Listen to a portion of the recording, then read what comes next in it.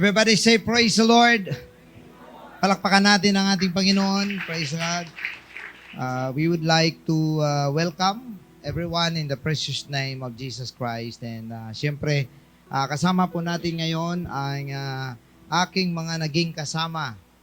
Mga elders po mula sa Paduba, Italy. Si Brother Ruel and Brother Romel Flaviano. Ayan po sila. Praise the Lord. And it's good na nakabisita sila. First time ni Brother Ruel. No? Brother Romel, second time mo ito. No? And gusto rin nilang makita ang gawain natin dito. Praise the Lord. And of course, binabati ko ang ating mga bisita. And para sa announcement po ng lahat, magkakaroon po ng pagbabago pagdating po ng February. At dahil meron lang po tayo isang last week, and then para makahanda po ang lahat. And on February, ang ating pong mga small groups ay magkakaroon na po sila ng sarili nilang lugar, time na within the weekdays. So hindi na po sila mag-occupy ng Sunday morning. Pwede po sila mag-occupy ng hapon, nasa kanila, nasa leader, kung anong oras sila mag-usap, magkaroon ng devotion or pagtitipon. And sa umaga, ang ating pong usual na small group ay mapapalitan po ng pinaka-discipleship class na pangkalahatan at magsisimula po tayo sa Search for Truth sa February. So lahat po na nabaptize, magsisimula po muna ng back to square one. Kumbaga, siguraduhin muna natin na medyo may alam tayo sa lahat. Magsisimula tayo sa history of the Bible. So ang Search for Truth, ang ating manual, and then after that, ay magpo-proceed po tayo sa maturity class kasama ang doctrines, Christian living, and also attitudes and characters building. Kasama po yan ang ating mga papel dito po sa church. And then afterwards ay magpo-proceed po tayo sa ating mga ministry classes na medyo angat na po ito at karamihan dito ay mga paano ka magpagamit sa Panginoon. Yun po yung pinaka-focus natin. And magkakaroon po ng mga teacher bawat lesson. Pero this time, diretsuin ko muna. So, ang mangyari, at meron naman ako mga assistant na kung wala ako, pwede sila. Kung wala sila, ako. So, from 8:30 ba nag-i-start? No, ang small group. From 8:30 to 9:30, yun po yung class na yun. So, pangkalahatan po yun. Maghiwalay lang ang bisita. So, we have visitors. Hiwalay natin sila. May sarili silang teacher. And then, dito magsisimulan tayo. And then, after that, proceed tayo sa normal service. So, ang binago lamang natin ay ang a small group na instead na kumukuha siya ng first hour of the morning, ay hahanap po siya ng kanyang sariling oras, kagaya dati, and then ang first hour po natin ay gugulin po natin sa ating discipleship class. So, mangyari po na meron po tayong attendance sa class na ito. And bawat lesson ay meron pong mag-check kung nakatapos po kayo o naka-attend kayo. And syempre, ang mangyayari dyan, pag hindi nyo po, kung late ka at dumating ka, for example, ay lampas na sa kalahati, parang wala nang silbi na chikan ka pa, di ba? So, balik ka sa sunod. Ngayon, uulit naman yan pagka natapos ko ang mga ilang subject, meron po tayo mga na-assign sa bawat subject. At kung hindi po kayo naka-attend ng gano'n, pwede po kayong pwede siya mag-set ng oras o ng araw, like Sunday, anong oras ng Sunday, para magkaroon po ng klase. So, ipaliwanag po natin yan ng malinaw sa bawat isa para po na ang purpose po ng pagbabagong ito na lahat po tayo ay may alam sa Bible. Hindi lang po tayo nag-attend dito na para makinig, para magkaroon po tayo ng fellowship. Ang mahalaga po talaga ay ang Word of God na maintindihan po natin. Ano po? So alam naman natin, everything was founded by the Word of God and it will end by the Word of God. If you can notice that before creation, there was the Word, and that Word will be also the judge on the last day. So, in the beginning and the ending, there was the Word. And it's very important na maintindihan natin. So, pag-aralan natin ang history ng Bible, no, malaman natin, and also the doctrinal points na atin pong para maintindihan po natin. No? Kasi, pangit po yun, sabi ni Apostol Pablo, na dapat nakahanda tayo na mag-defend ng ating faith anytime. No? Kahit anumang oras. Hindi po maganda na hindi po natin alam kung ano bang pinanindigan natin. No? Minsan may mga apostolic na hindi nila alam bakit sila tinawag na apostolic. Ang alam lang nila, yan ay pangalan ng church. O kaya yan ay nakarehistro na may apostolic church. So, dapat maintindihan po natin kasi this is not all about the registered organization. This is about the Church of God. So, kailangan alam mo bakit ka ganito. Bakit ito yung iyong doctrine na pinanindigan. So, I would like i-foundational ng konti, bakit nga ba mahalaga na mag-upgrade po tayo sa ating knowledge pagdating po sa mangyayari at pagdating po sa mga bagay na naglilingkod po tayo. Ang aking pagkakalam, ayon din po sa Biblia, that sabi ng Panginoon, my people are destroyed for lack of knowledge. Pagka wala kang alam, mabilis kang matumba, mabilis kang minsan ay mabilis kang maligaw, mabilis kang ma-confuse, kunting mabasa mo lang sa basa ng iba, confuse ka na sa pinanindigan mo. You stand for it for years and then suddenly may nabasa ka lang, nagbabago ka na kaagad. No? Yung iba sa atin, hindi natin alam ang ating mga pinagagawa. Akala natin, all religions are okay as long as there is God. Minsan, nasa isip natin, akala natin, ang Bible, basta Bible naman sila, ang Diyos nila, Diyos din natin. Hindi po. Kasi kung ganyan po, hindi na po si Apostol Pablo at ang ating Panginoon magbigay ng warning. Bakit pa siya magbibigay ng warning kung pare-pareha naman pala, basta may Panginoong Hesus ka lang. So sabi ng Panginoon, not everyone who called unto me, Lord, Lord, shall enter into the kingdom of heaven. Ibig sabihin, mga kapatid, hindi lahat ng church or Christian church ay makapasok sa langit. Yun po yung definite.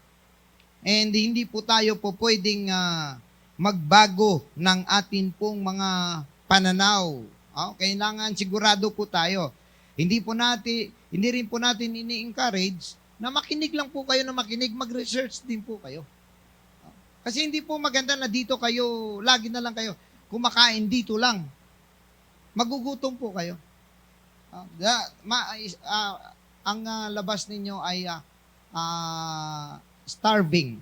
Yan, kung tawagin. No, magugutom kayo. Mawawalan kayo ng lakas dahil masyadong maliit ang inyong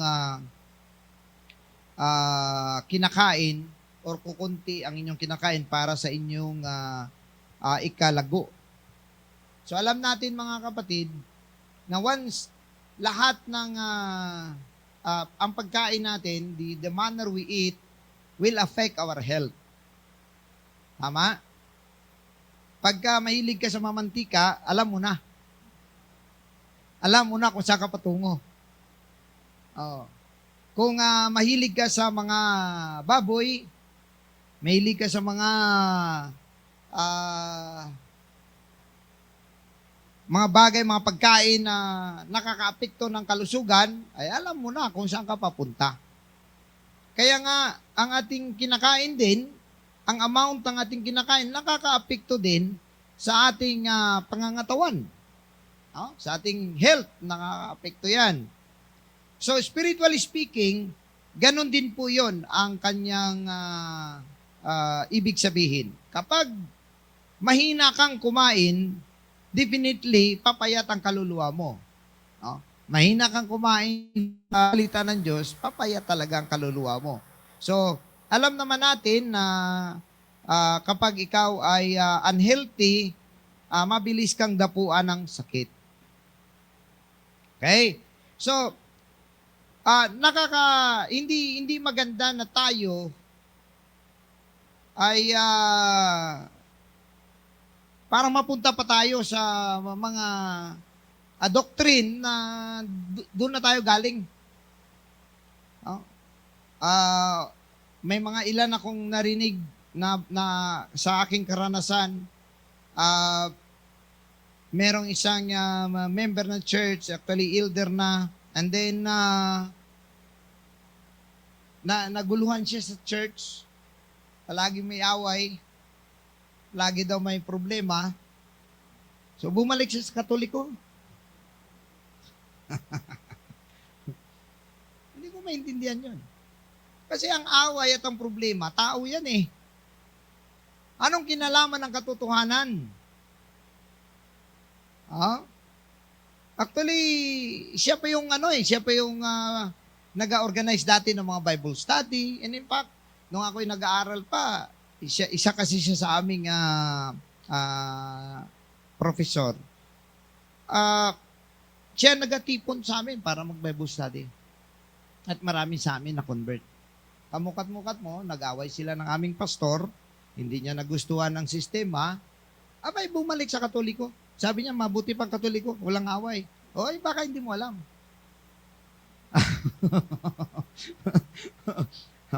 Tingnan mo sa loob. Ayan. So, kumbaga, mahina.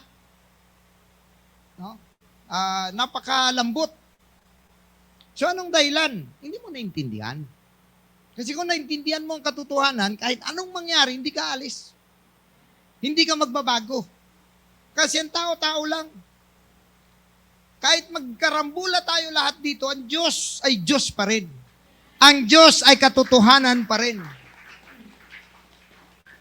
Kahit na magbanatan tayo dito na magbanatan, mga kapatid, wala yang kinalaman sa status ng Panginoon. Wala yang katotohanan, wala yang epekto doon sa tinatawag natin na tibay at katotohanan ng mga pagtuturo. Alam ninyo mga kapatid, ang church na totoo, sa totoo lang, hindi rin pinapahinga ng dyablo. Sa totoo lang, mas lalo po tayong mag-worry kung puro tayo masaya. Although sinasabi ng Panginoon, dapat maging masaya tayo, pero kapag puro na lang saya, mukhang may problema. Kasi mga kapatid, parang hindi ka na pinapansin ng dyablo. So, ang point is, kinakailangan founded tayo sa katotohanan na ano man ang mangyari, magunaw man ang mundo, ikaw nandun sa piling ng Diyos. Wala ka doon sa paparusahan ng ating Panginoon. Okay? So, tandaan po natin mga kapatid, marami pong mga bagay na hindi lang po natin alam kung gaano kadelikado. Alam ninyo, sa Israel, nung sila ay gumawa ng mga personal na kasalanan, hindi dinurog, hindi pinalayas ng Panginoon ang mga Israelita. Nagkamali ang hari, nagkaroon lamang ng parusa sa loob. Nagkamali ang mga propeta, nagkaroon ng mga problema sa loob, nagkaroon ng problema ang high priest, magka-problema lang sa loob, pero hindi sila pinalayas ng Diyos. Hindi sila pinarusahan ng Diyos. Saan sila pinarusahan? Nung sila ay naghanap ng ibang Diyos. At alam natin mga kapatid, na ang idolatry is worse than any kind of sin. Alam niyo, pag ilagay niyo sa chart, ito yung normal ng tao. Pag ikay sa Panginoon, dapat mataas ka, di ba? Kasi above normal ka dapat eh. Yeah? Pero kapag nagkasala ka, bumababa ka, di ba? Ito yung level, nagkasala ka, bumababa ka rito. Yun ang level mo. At kung magkasala ka, dito lang yan. Sa ilalim ng standard ng Diyos. Pero kapag ikay mapunta sa idolatry, pababa ka na halos hindi ka na maabot. Kaya ang Israel naabot sa Babylon. Ang Judah inabot pinadala sa Babylon. Ang Israel nauna sa Assyria.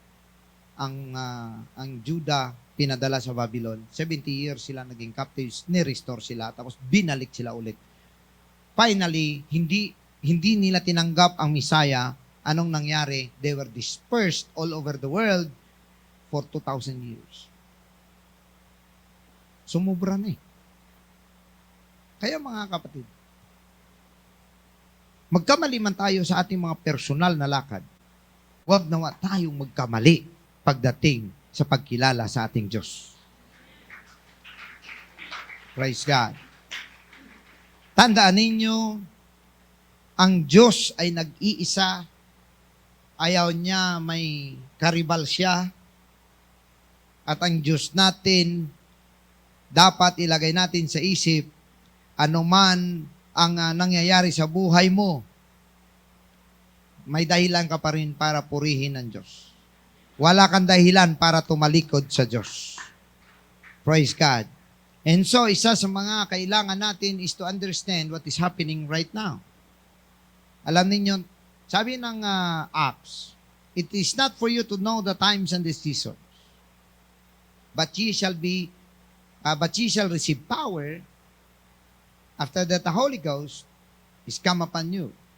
And ye shall be witnesses unto me both in Jerusalem, in Judea, in Samaria, and unto the uttermost part of the earth. Sinabi ng Panginoon, huwag kayong masyadong mag-focus sa mga signs and wonders. Huwag kayong mag-focus masyado doon sa mga panahon, sa totoo lang, ng mga time na yon. Ang focus ng church is to witness. To share the gospel. To share the plan of salvation. Yun ang focus ng Panginoon. However, tandaan po ninyo ito. Ang sabi ng ating Panginoon, kanino niya pinapahayag ang mga bagay na hindi nalalaman ng tao? Sa kanyang mga kaibigan. Di ba? And we are called the friends of God. Sabi ng ating Panginoon, hindi ko kayo tinatawag na ibang pagtawag, kundi tinawag ko kayong kaibigan. Yeah, my friends. Abraham was the friend of God. And God revealed to him, before God consumed Sodom and Gomorrah, He revealed it first to Abraham. Abraham was able to negotiate. He was able to negotiate. And because of his negotiation, God knows his intention. It's all about Lot. Si Lot lang ang kanyang, bakit siya nakipag-negotiate? Wala naman siya pakialam sa Sodom and Gomorrah kung tutuusin. Anong pakialam niya sa Sodom and Gomorrah? Sobrang masama nga eh. Kaya lang, andon si Lot na kanyang pamangkin. So nakipag-negotiate siya sa Panginoon. And so, sa kanyang pag-negotiate, nailigtas si Lot, pero ang Sodom and Gomorrah ay nasunog. Now at the same time, mga kapatid sa atin, sa huling mga araw ay pinapaliwanag, pinapahayag ng Diyos ang mga palatandaan para tayo ay makahanda. Para alam natin kung anong mangyayari. Ayaw din ng Panginoon na para tayong mga bulag na hindi natin alam kung saan tayo patungo. So binibigyan tayo ng Panginoon ng mga clue. Wala po siya may binibigay na eksaktong mga dates, pero may clue. Kumbaga, kung magkaroon tayo ng games ng hulaan, binibigyan ka ng clue. Tao, hayop, bagay. Di ba? Hayop, opo. Yes, hayop. Kabayo, di ba? Apat ang paa, hindi. Tatlong paa, opo, tricycle. Kumbaga, binibigyan tayo ng clue.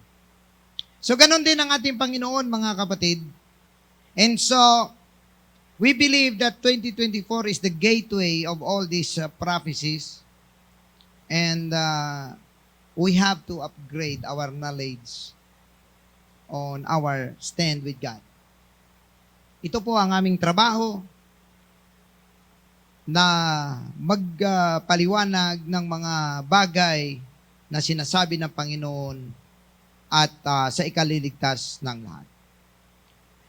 Ang sabi ng Panginoon sa Luke 21 verse 29, basahin ko muna.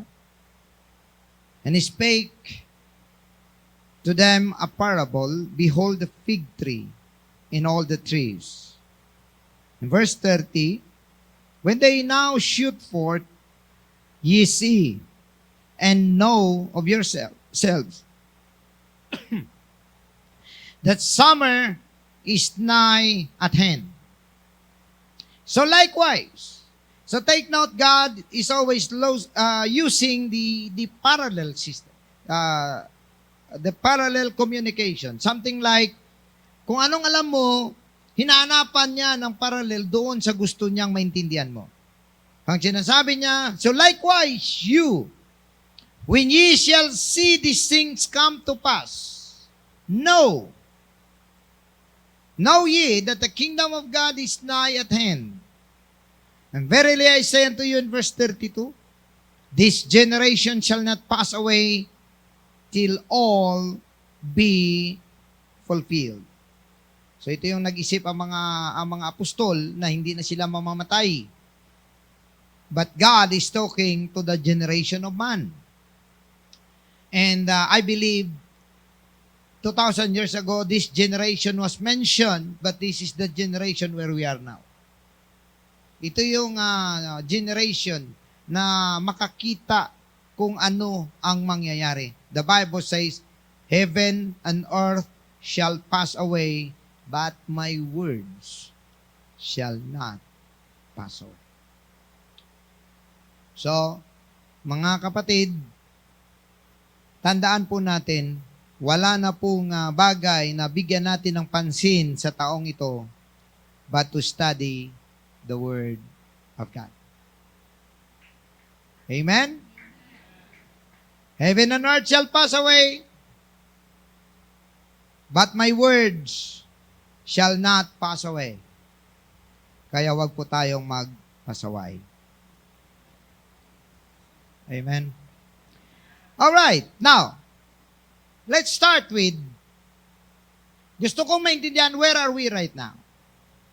And then, we will proceed sa ating lesson 1 hanggang lesson 12 the next time, para masyado po natin makita ang history. So, come early, come at 8:30, although our service would still start at 9:30.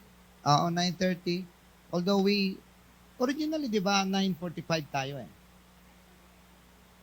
Oo. Kasi may prayer pa tayo. Tama? Alright. So, here is the question. Where are we now in God's time clock? Alam nyo ba na nilagyan tayo ng orasan ng Diyos? Alam nyo ba yon? Ang Diyos ay hindi subject sa time. So, tandaan niyo, wala pong orasan ang Diyos. That is why, kung sinabi niya kailan siya darating, wala siyang sinasabi. Kasi nga, hindi naman siya subject sa oras. Ang sabi niya ay may mga bagay na mangyayari, no? there shall be, sabi niya, there shall be wars and rumors of wars, yung sinasabi niya sa Matthew chapter 24. And so, ito ang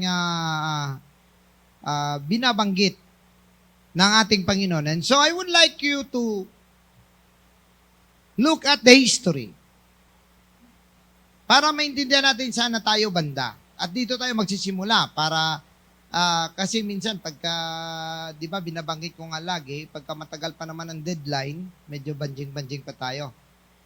Mahilig tayo matulog. Ay, sunod na araw pa naman ang deadline.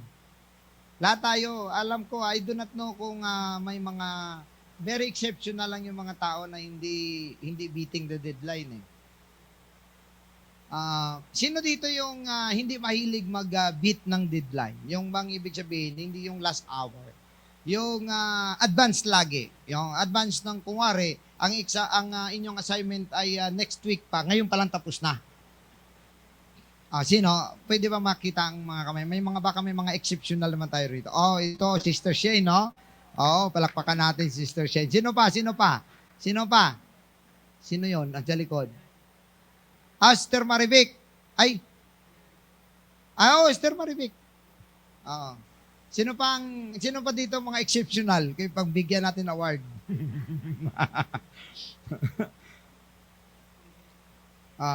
Ito, mga last 2 minutes.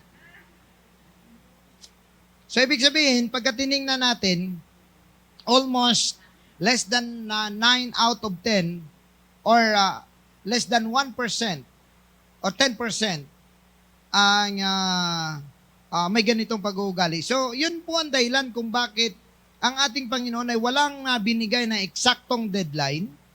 Ang binigay niya lang ay mga palatandaan. And in fact, sinasabi niya na kung makita ninyo, sabi niya, ang mga pangyayaring ito, kagaya ng pagsibol ng fig tree, ibig sabihin, malapit na ang summer. So, ang fig tree na tinutukoy ay ang mismong Israel, na sabi ng Panginoon, kapag ito'y magsimula ng magdahon, magabang ka na.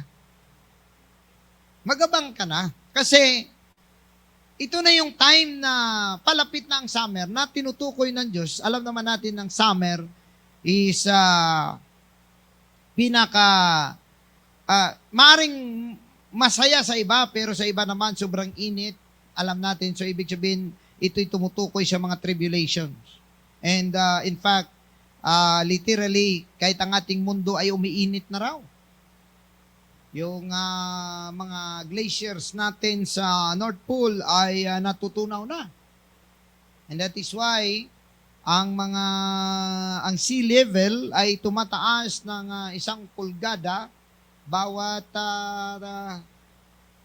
1 centimeter per year.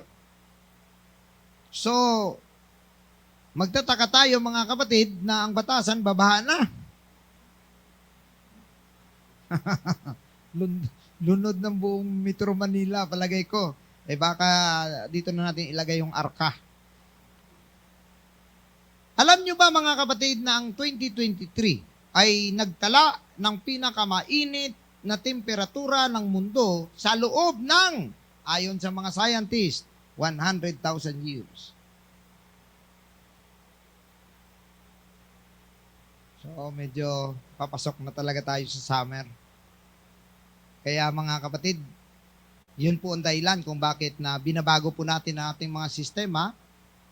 Kapag maiwan ka rito, problema mo na yon. Diba? Ang ating sisikapin, makasama tayo pagdating ng Panginoon kasi malapit na nga dumating ang Panginoon. Ang problema, pagka maiwan ka, problema mo na yon. Ngayon, kung ikaw maiwan dito, mag-worship ka todo, baka malay mo bumalik ang Diyos. Ha? Pero bakit ka pa umasa? Minsan may mga nagsasabi na, doon na lang ako kasi may millennium reign, meron pa raw tribulation saints, meron pang, may mga hindi nagpatatak na nakarating sa langit. Yun ay kung tamang interpretasyon mo, paano kung mali? Diba? Kung pwede ka namang makasama ngayon sa unang trip, ba't ka pa umasa na may second trip? Amen? So, wag na po tayong umasa na mayroon pa. Ito na ngayon, mga kapatid. Oh? Pero kung sakasakali man may maiwan sa atin dito, mga minamahal, doon kayo manirahan sa tanay. Sa bundok. Oh, at least malayo-layo. At hintayin ninyo ang 7 years. That is, kung hindi kayo abutin ng tribulation doon. Pero pag sa city ka, no way na makasurvive ka rito. Maniwala ka, pag naiwan ka sa rapture, no way na makasurvive ka sa city. Nag-usap kami ni Madam, yung taga Singapore, na ibang church nila, no? Pero, ang kanilang pastor naniniwala na magkaroon ng overlapping ang Antichrist at ang pagdating ng Panginoon. And so, they're looking for a place na pupuntahan nila sakasakali lang na mag-implement ng marking system. Naghanap sila dito sa Pilipinas ngayon. In fact, nung binanggit ko yung tanay, nagka-interest sila, pero sabi na, malayo sa iyo, 1 hour and a half ba ang layo? Pero sabi ni Madam, sabi niya, but that is the one that our pastor is giving us idea to look for. Hindi, magtabi-tabi tayo doon, bilhin natin buong bundok. No? At kasi ganito lang naman yun eh. Hindi ka lang makasurvive kasi hindi ka makabili. Hindi ka rin makanegosyo. Di ba? Pag wala kang marka, o kung magmarkahan na, wala pang rapture mga kapatid, ay doon na tayo sa bundok. Kaya kawawa ang walang luti doon. Hindi naman. Patirhin namin kayo doon. Titira tayo sa isang komunidad, sakasakali lang. Mga kapatid. Yan ay kung wala pang rapture at nagmamarkahan na. Resign na kayo. Magtalim tayo ng kamuti. Alam nyo ba sa Europa ngayon, may mga kumpanya na hindi ka nila tatanggapin hanggat hindi ka magpalagay ng RFID? Oh, sa Finland, Sweden, may mga kumpanya ngayon na gusto mong mag-apply, gusto mong magtrabaho, maglagay ka. Kasi ayaw na nila ng maraming ano. And in fact, malaman pati nila kung anong oras. Wala na ang time in, dadaan ka lang sa sensor. Lalabas ka, malalaman, late ka ba or tama ang oras mo. Kaya mga kapatid, in this whole year, and in the next year, tuloy-tuloy po nating pag-aralan ang mga bagay na ito. Hindi man ito ang focus natin, dahil ang focus natin is the salvation of man. Pero mas maganda na may alam tayo. May alam tayo kung saan na tayo banda. Sa panahon ng Diyos. Now, para po sa kaalaman ng lahat, ito po ay nilagay na ilustrasyon ng history. Okay, para maintindihan ng lahat, meron ba itong laser? Hindi naman makatalab dyan ng laser, no? Pasaway kayo dyan. Para akong si Friends again, Ay, friends naman tayo di ba? Sino yon? Luis Santos. Okay. Ito po ang Acts chapter 2. Pag binasa ninyo sa Bible, ito po ang Acts chapter 2 at ito po yung verse 1 hanggang sa matapos at dito pinangaral ang isang katanungan ng mga tao. Because this is the start of the church. Now, kung meron po kayong hinahanap na church, don't look at the name. Huwag kayong maghanap nung pangalan na kailangan may Church of God. Kailangan may Church of Christ. Kasi kahit Diablo, pwede makalagay ng pangalan na ganyan. Huwag kayong maghanap ng, hindi, ito, ang church namin, kailangan may pangalan na Church of Christ. Ang dali-dali niyan. Magkano lang yan sa SEC? Di ba? Palitan mo, kahit ilagay mo pa yan. Ito ang totoong iglesia ni Kristo at ng Diyos na nasa Biblia na siyang pinakauna hanggang sa katapusan, incorporated. O tingnan natin kung may sasablay pa dyan. Di ba? Wala na. Huwag kayo maghanap sa pangalan. Sabi ng iba, at pag anong pangalan ng church niyo? Yun ang lagi nila tinatanong. Tapos, wala yan sa Bible. Sabi ng isa, hindi, dapat nasa Biblia ka. Kaya nga sinasabi, dapat daw, Iglesia ni Cristo. Kasi nakasulat, sabi ng Panginoon kasi, I will build my church. Kanino iglesia? Iglesia ni Cristo. Tama. Tama. Ang tanong, kayo ba ito? Diba? Kasi kung pangalan lang palang basihan natin, 1800 may Church of Christ na. Pero Trinity sila. Ang tanong, sinong totoo? Ang nauna o kayo? Diba? Ngayon, kung may mga taong mahilig magano sa mga tingnan ninyo, may merong nga nagparehistro, ang pangalan niya hindi na magkasya doon sa form. Hindi, wag po kayong maghanap ng pangalan. Ang pangalan para lang yan na hindi ka mag-exist ka lang na legal. Okay? Makarehistro ka. Anong hanapin mo? Ang pagtuturo na itinuro dito pa lang sa simula. Dito pa lang sa simula. Kaya nga, anong sabi ng sa ating mga may mga Bible po tayo dyan, pairam nyo sa ating mga bisita. Buksan natin ang Acts chapter 2. May mga Bible po tayo dyan, tulungan po natin yung ating mga bisita. Baka meron po silang kailangan po maintindihan natin ito mga kapatid. Alright, Acts chapter 2. Kailangan ang ating pagtuturo, ang puntahan natin na church, ang hanapin natin na church, yung nagtuturo sa original na pagtuturo.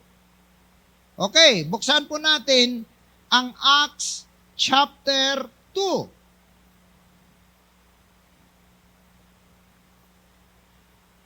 Okay, verse 1 tayo. Basahin ko sa Tagalog at kung meron kayong English dyan,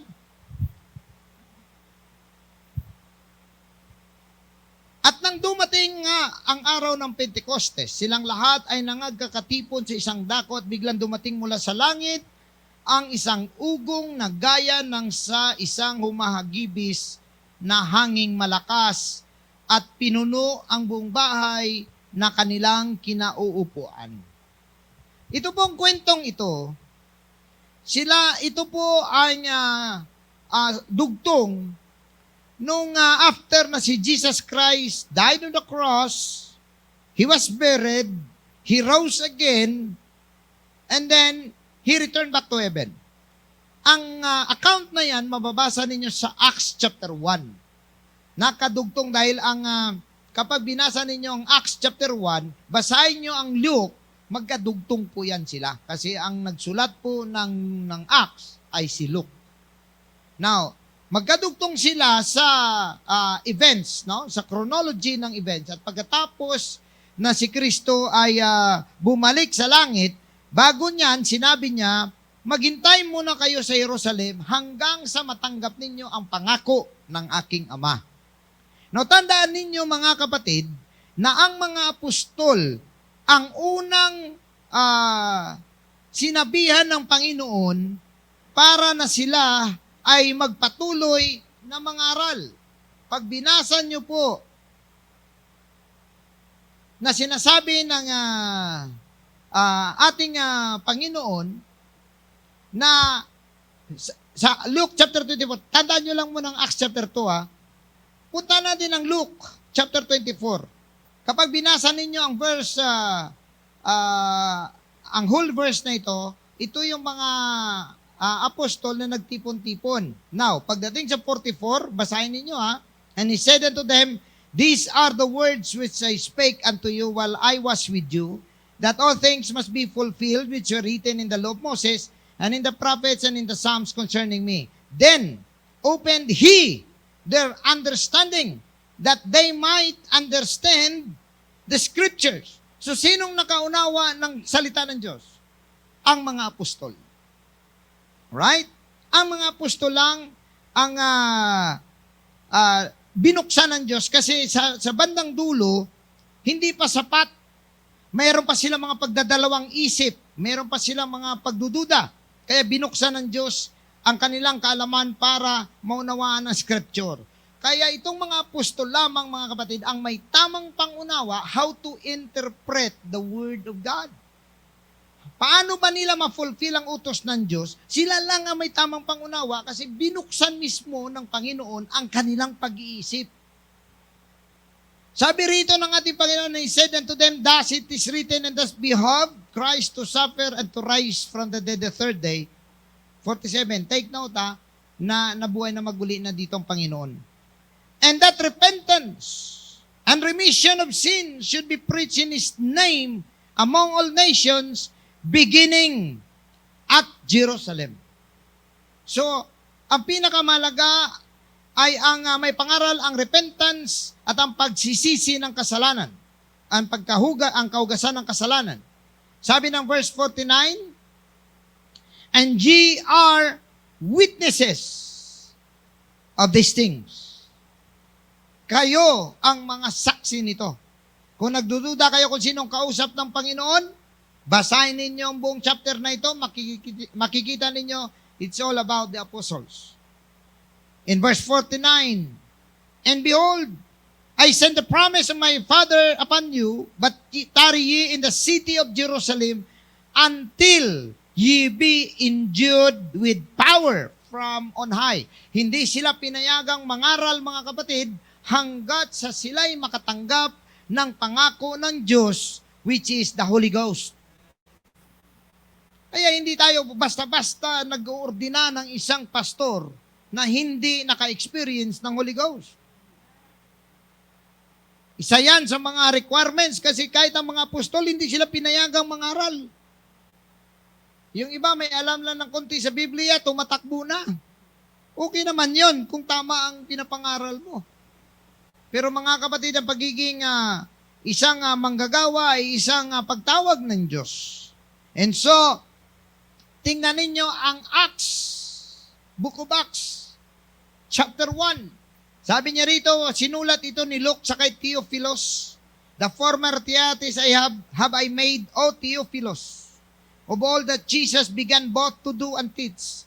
Most probably si Theophilus ay siya ang nagdala ng mga sulat na ito papunta sa mga churches. Ang sabi sa verse 2, until the day in which he was taken up, after that he through the Holy Ghost had given commandments unto the apostles whom he had chosen. Verse 3, to whom also he showed himself alive after his passion by many infallible proofs, being seen of them 40 days, and speaking of things pertaining to the kingdom of God. So naghintay actually ang Panginoon ng 40 days hanggang sa bago ang araw ng Day of Pentecost. Because there are 49 days from the Passover to the Pentecost, 49 days, and the next day is the Day of Pentecost. Now, ang kamatayan ng Panginoon napunta sa Passover, and so naghintay pa siya ng almost 40 days at binigyan niya ng 1 week na maghintay ang mga apostol para sa pangako. Anong sabi niya? In verse 4, and being assembled together with them, commanded them that they should not depart from Jerusalem, but wait for the promise of the Father, which saith he, ye have heard of me. O, di ba? Magkadugtong? Magkadugtong ang Luke at saka ito. Now ngayon, anong sabi sa verse 5? For John truly baptized with water, but ye shall be baptized with the Holy Ghost not many days hence. So meron dalawang bautismo na tinutukoy dito, bautismo sa tubig at bautismo sa Espiritu. Mga minamahal, ang makaligtas sa atin ay hindi ang fellowship. Hindi ang pagiging member sa church. Ang makaligtas sa atin is when we fulfill the baptism in water and the Holy Spirit. Na siya namang sinasabi ng Panginoon sa John chapter 3. Buksan po natin, mga kapatid. John chapter 3. Anong sabi sa John chapter 3 verse 3? Jesus answered and said unto him, verily, verily, I say unto you, except a man be born again, he cannot see the kingdom of God. So, ang kailangan ng isang tao para makakita siya ng kaharian ng Diyos ay dapat siyang may panganak muli. So again, kinaklaro po natin na ang mga born again na ito ay hindi po ito yung grupo, hindi rin ito ay denominasyon, ito ay isang proseso ng Diyos para ikaw ay makakita ng karyan ng Diyos. However, hindi mo masyado maintindihan kung born again lang na word. Paano ba may panganak ang tao kung siya matanda na? Yan ang tanong ni Nicodemo na isang matalino na abogado, pero hindi niya alam ang salita ng Diyos. Sabi nga ng ating Panginoon, isa kang pantas pero hindi mo alam ang mga bagay na ito. Pero itong sagot, ang tanong niya, paano ba may panganak ang isang tao muli kung siya ay matanda na? Pwede pa ba siyang bumalik sa tiyan ng kanyang ina? In verse 4 and verse 5, anong sagot ni Jesus? Jesus answered, verily, verily. Ibig sabihin sa Tagalog, katotohanan, katotohanan. Mga minamahal, walang sablay ito. Si Jesus pa lang, pag sinabi pa lang ni Jesus, hindi nagbibiro ang Panginoon. Wala kami mabasa na sinasabi niya, tapos sabi niya, joke. It's a prank. Wala kami makita. Once magsalita ang Diyos, seryoso. Sa salita niya pa lang, pag sinabi niya pa lang, seryoso na. Pero hindi pa siya kontento. Para mapanatag ang loob mo, sinabi niya pa, katotohanan, katotohanan.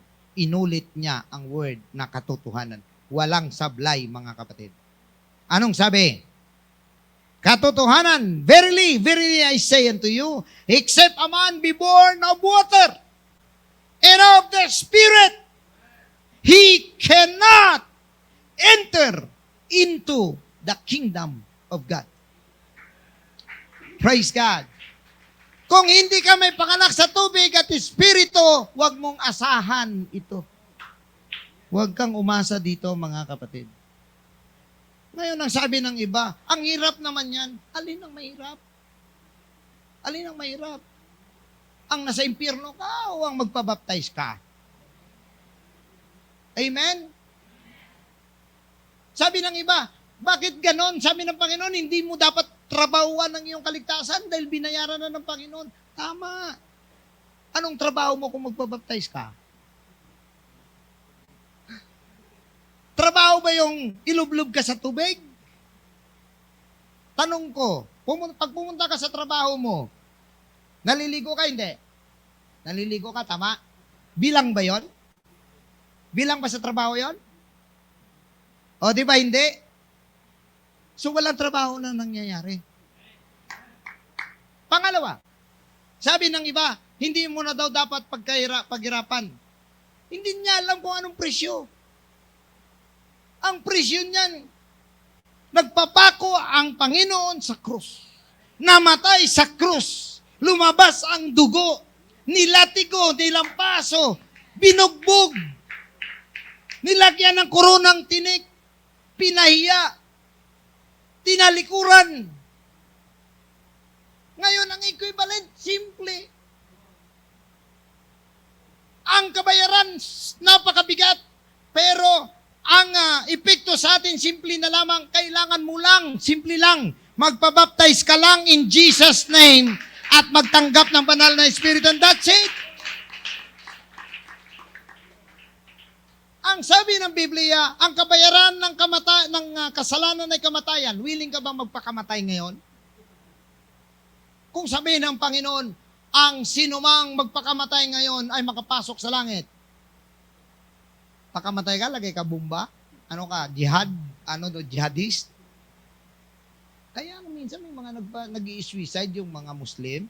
Alam nyo ba kung anong sinasabi sa kanila bago sila maglagay ng bomba? Para ito, ikaw ngayon, welcome to the heaven. Makapasok ka na ngayon sa langit dahil ginawa mo ito. Akalain mo yun? May mga tao palang willing magpakamatay para lang makapasok sa langit. Ba't hindi sila willing magpabaptize? Ang hindi ko maintindihan, makapasok ka sa langit, baptism lang kailangan mo. Hindi mo na kailangang magbayad, walang rehistro. Pag mayroong nagbabayad yan, sumbong nyo sa akin. At kausapin ko sa komisyon ko. Corrupt din. di ba mga kapatid, ang kaligtasan natin walang bayad. Tama! Kasi wala kami binabayad para mahugasan ng kasalanan mo. Ang kailangan mo lang desisyon. Obedience to the Word of God. Decision lang na magpabaptize ka in Jesus' name. Wala kang kailangang bayaran. Mga minamahal, ang Diyos na ang nagbayad para sa iyo, ang kailangan mo lang ay sumunod. Sa totoo lang, pinaliit na ng Diyos ang kabayaran ng kasalanan. Sa totoo lang, ang kabayaran ng kasalanan, kamatayan. Siya namatay. Sa atin, ano lang? Magdesisyon ka lang. Pananampalataya lang. Desisyon ka lang sa Panginoon. That's it. Kalahin mo yun? Tapos yung iba, hindi pa kontento, gusto pang tumawad. Tatawaran pa. Tapos, bigla silang mag-isip, kung ganyan ang kaligtasan, paano naman yung mga naghingalo na, hindi na makabangon, hindi na mabaptize? Paano yung mga nasa bundok na hindi nakakita, nakabasa ng Bible? Paano yung mga unang mga ninuno? Ba't mo sila problemahin? Ba't hindi sarili mo? Amen? Bahala sila kung anong buhay nila yun. Bakit kaya mo ba silang iligtas? Hindi mo sila kaya iligtas. O ito lang din. Maging kagaya din siya sa'yo. Ito ngayon, narinig mo, di ba? O ano decision mo? Diba? Narinig mo na rin lang eh. Ano decision mo ngayon? Narinig mo. O kung ayaw mo rin magpabati, hindi pares lang din kayo. Wala naman pala kinalaman. Yung mga nag-iingalo, walang kinalaman yung mga nasa bundok. Ang may kinalaman, desisyon ng puso. Ano ang desisyon mo sa Panginoon? Yan ang mahalaga. Praise God. Kaya nga mga minamahal, ang sabi ng Biblia, sabi ng ating Panginoon, except a man be born of water and of the Spirit, he cannot enter into the kingdom of God. Kung gusto mo na dito ka at wala ka dito sa kaparusahan, sa lupa, mga kapatid, simple lang ang desisyon na kailangan natin ngayon. Kailangan mo lang mananampalataya sa Panginoon. Kailangan mo lang magsisi ng iyong kasalanan. Kailangan mo lang magdesisyon na mabautismohan sa pangalan ni Jesus at tanggapin mo ang banal na Espiritu. Lahat ng ito walang bayad, mga kapatid. Hindi mo kailangan magpa-register. Dahil once you are baptized in the name of Jesus Christ, automatic may sekretaryo ang langit, nakasulat ang iyong pangalan sa aklat ng buhay. At hindi lang yan, may choir sa likod ng sekretaryo at kumakanta sila, there is a feast in the heavens. Mga kapatid, ang mga anghel, hallelujah, sumasayaw sa isang kaluluwa na magbago. Wow! Gaano ka kahalaga sa harap ng Diyos na ikaw lang mag-isa na magbago ng buhay mo? Buong langit nagsasaya. Hallelujah! Sumasayaw! Lumulukso sa tuwa! May isa na nagbago ng buhay! May isa na maliligtas! May isa na gustong maglingkod sa Panginoon! Hallelujah! Mga minamahal, ikaw lang sapat na para magpapako ang Panginoon sa krus. Huwag mong sayangin ang pagmamahal ng Diyos sa iyo. Hallelujah! Praise God! Mga kapatid, ang orihinal na pangaral ng mga apostol para maintindihan ninyo, nagsimula sa gawa, Acts chapter 2, dito tayo nagsimula.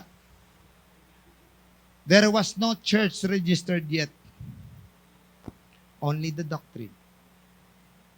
And the doctrine is the doctrine of the apostles. Basahin natin. Acts chapter 2, balik tayo. Basic lang to, mga kapatid. Basic lang to. Pero dapat maintindihan natin ito. At nang dumating na ang Pentecostes, anong sabi? There appeared unto them cloven tongues like as of fire. Chapter 2, verse 4. And they were all filled with the Holy Ghost and began to speak with other tongues as the Spirit gave them utterance. And there were dwelling at Jerusalem devout men. May mga nakatira doon Nagtakas sila. Ang sabi nila, they were all amazed and marveled, saying one to another, behold, sabi niya, di ba mga Galileans ito? Pag sinabing Galileans, fishermen. Ang trabaho, fishermen. Uneducated. Pero sabi nila, paano narinig natin na nagsasalita sila sa ating mga wika na kung saan tayo ipinanganak? May taga-Partia, Medes, Elamite, Mesopotamia, Cappadocia, Pontus, Asia, Phrygia, Pamphylia, in Egypt,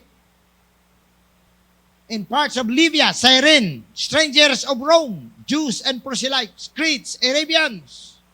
And they were all amazed and were in doubt, saying one to another, what meaneth this? Ano bang ibig sabihin ito? Alam niyo mga kapatid, kapag ikay makatanggap ng banal na espiritu, ang palatandaan, number 1, you speak in another tongue. You speak in tongues. At sila'y namangha. Pero ang iba, hindi naniwala. Sabi ng iba, in verse 13, others mocking said, these men are full of new wine. Mga lasing ang mga ito. Pero nung marinig ito ni Pedro, tumayo siya. Tumayo siya. Standing up with the 11. Kasama ang 11 apostol.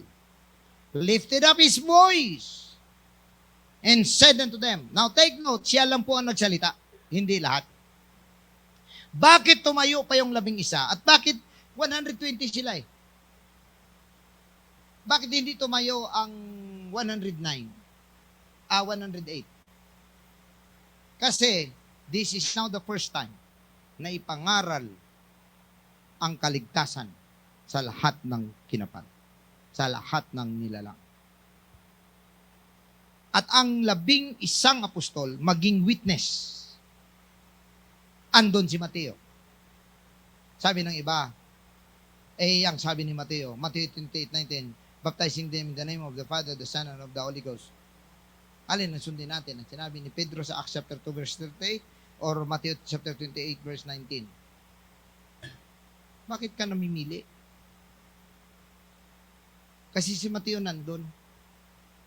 Tandaan niyo si Mateo nandun sa likod ni Pedro. Nangaral si Pedro. Tuloy-tuloy siyang nangaral. Sabi niya, hindi mga lasing mga taong ito, dahil alas 9 pa lang. So maging sa kanila pala, ang umaga, walang lasing dapat. Dito sa atin, iba. Alas 7 pa lang may lasing na. Ang hindi ko malaman minsan, napadaan ako, grabe, alas 7 pa lang lasing na. Dalawang bagay. Baka inumaga ng pagkalasing, or maaga naglasing. Pero sa kanila, sabi ni Pedro, alas 9 pa lang. Hindi pa sila lasing.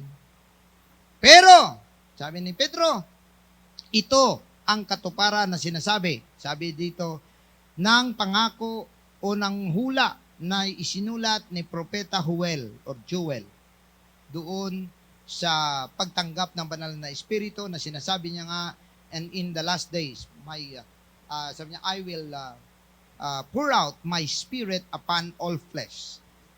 Ngayon, dire-diretso siyang nangaral at naintindihan ng buong Israel ng kanilang palang pinako sa krus 49 days ago or 50 days ago, yung palang Panginoon. At nasuntok ang kanilang puso, itong sabi sa 37, at nang marinig nga nila, ito'y nangasaktan ng kanilang puso, at sinabi kay Pedro at sa ibang mga apostol, mga kapatid, anong gagawin namin? Yan ang tanong. Magandang tanong.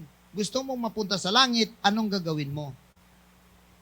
Ito, basahin natin. Si Pedro pasagutin natin, mga kapatid. At sinabi sa kanila ni Pedro, 38, mangagsisi kayo at mangagbautismo ang bawat isa sa inyo sa pangalan ni Jesucristo. Lahat, bawat isa. Sa tutulang pati Papa. Pati si PBBM. Pati ang mga kardinal.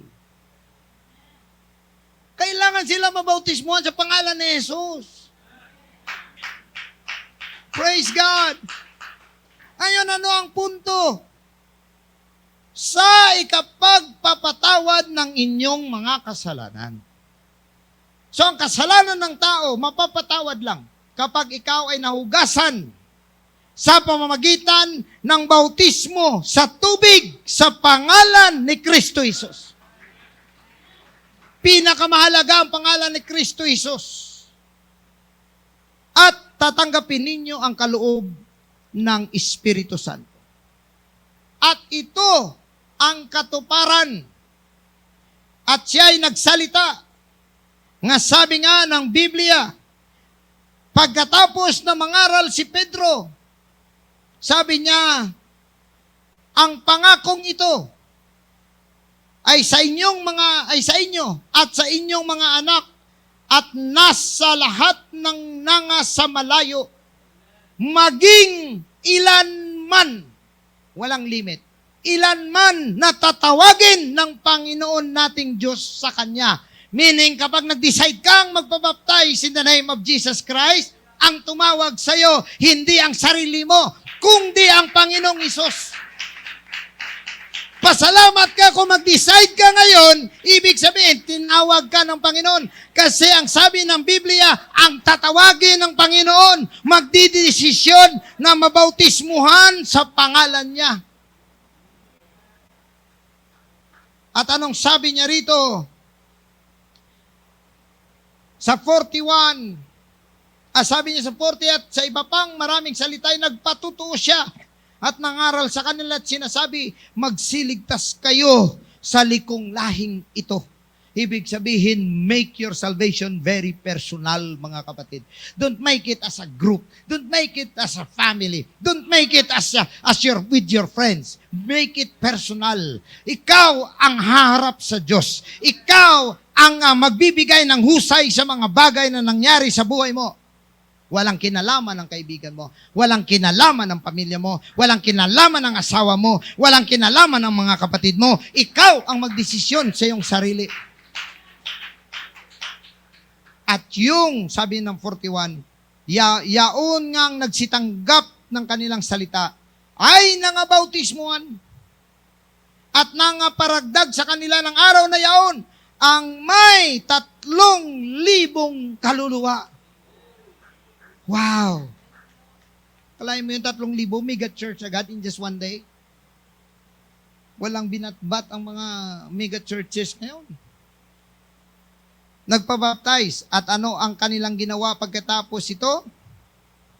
At sila'y, and they continued steadfastly in the apostles' doctrine and fellowship and breaking of bread and in prayers. So, apostles' doctrine, mahalaga. Doon ka bumalik. Huwag kang tumingin sa pangalan sa dingding. Huwag kang tumingin sa pangalan sa taas. Ang tingnan mo, ang pagtuturo. Ang pagtuturo ba, kaya bang bumalik sa orihinal na mga ngaral na mga apostol sa araw ng Pentecostes? Ipinangaral na, hindi na pwede palitan, mga kapatid. At dito nagsimula ang church. Ang sabi ng Biblia dito, 47, praising God and having favor with all the people. And the Lord added to the church daily such as should be saved. So, ibig sabihin, mga kapatid, dito pa lang nagsimula ang church. Dito pa lang. So, kung ikaw ay naghahanap ng church, dito ka bumalik. Dito ka bumalik. Ang pagtuturo ang iyong hanapin. At sa ating pagtatapos, wala na po tayong oras. Ito rin po ang katuparan ng sinabi ng Panginoon sa Marcos 16, 15 hanggang 16. Basahin po natin. At sinabi niya sa kanila, magsiyaon kayo. 16:15 At sinabi niya sa kanila, magsiyaon kayo sa buong sanlibutan at inyong ipangaral ang ebanghelyo sa lahat ng kinapal. Verse 16. Tingnan maigi. Basahing maigi. ang sumasampalataya at mabautismuhan ay maliligtas. Oh, hallelujah! Wala siyang may binanggit na iba. Sabi niya, ang sino mang mananampalataya at mabautismuhan ay maliligtas. Datapwat, ang hindi sumasampalataya ay parurusahan. Mga minamahal, dito po nagsimula ang church. If you want to be counted as the church of God, don't start somewhere here. Start from here. The good thing is, it is in the Bible. The good thing is, it is in any kind of version of the Bible. Just read it. And once you read it, you obey it. Because obedience is a sign of your faith. And so, mula rito mga kapatid, may mga sumanga, may nagbago ng doktrina, pag-aralan natin ito sa susunod. Pero mga minamahal, nandito na po tayo. Mula po rito, hanggang dito, 2,000 taon ang nakalipas. At ang kailangan na lang dumating ay ang pagbalik ng Panginoon at kunin ang kanyang mga pinili. Will you be there? I know I'll be there. When the roll is called up yonder, I'll be there. Hallelujah! That's the reason why we are in this house. That's the reason why we are worshiping. That's the reason why we listen to the Word of God, because we want to be there. We want to be in heaven. At yun ang dahilan kung bakit kahit mahirap ang buhay, kahit malayo ang church, kahit pagod, kahit antok, nandito ka sa bahay ng Diyos dahil gusto mong makasama ang ating Panginoon.